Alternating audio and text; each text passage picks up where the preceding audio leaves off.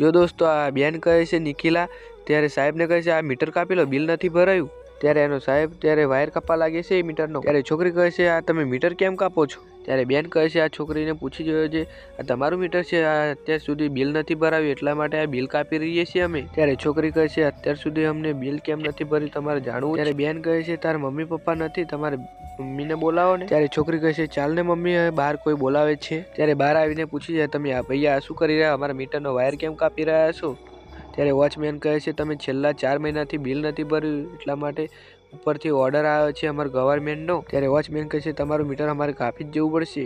ત્યારે આ કહે છે અમારી જોડે કંઈ પણ રહ્યું નહીં છે, છેલ્લા 4 મહિનાથી એમના પપ્પા પણ અમને છોડીને જતા રહ્યા છે, બીમાર હતા એટલા માટે એમના ઇલાજમાં જ પૈસા જતા રહ્યા, ત્યાં સુધી અમારું બિલ જ ના ભરાયું, પૈસા ખતમ થઈ ગયા। ત્યારે બેન કહે છે તમે આ મીટરનું બિલ ભરી દીધું હોત તો કોકની જોડે ઉછીના પૈસા લઈને પણ। ત્યારે બેન કહે છે તમને સાંજ સુધીનો ટાઈમ આપું છું, તમે જો મીટરનું બિલ નહીં ભરી શક્યા તો સાંજ સુધી તમારું મીટર કપાઈ જશે। ત્યારે છોકરી કહે છે સારું ધન્યવાદ।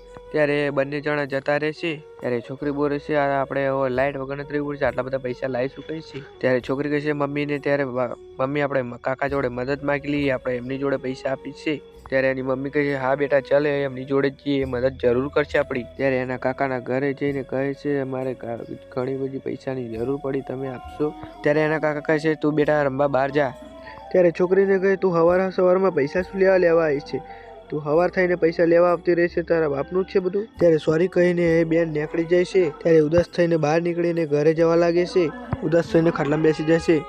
ત્યારે આદમી એક આવીને પૂછે છે છોકરીને આ રાકેશભાઈનું જ ઘર છે? ત્યારે છોકરી કહે છે હા એમની હું પત્ની, તમારે શું કામ હતું બોલો?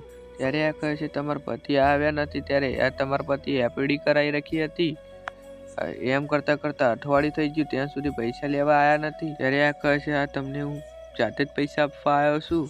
ત્યારે છોકરી કહે છે મારા પતિએ પણ આ વાત મને નથી કહી। ત્યારે આદમી કહે છે આ તમારી ચિઠ્ઠી પકડો, મને કંઈ ખબર નથી। ત્યારે આ છોકરો ચિઠ્ઠી આપીને ચાલી જાય છે। ત્યારે બેન આ ચિઠ્ઠી ખોલીને ઘણા બધા પૈસા હોય છે। ત્યારે કહે છે મારું પણ આ બિલ ભરાઈ જશે, જો આ પૈસા અસલી એના નથી, એના પતિએ નથી મોકલાવેલા, એ બીજાના પૈસા હોય છે।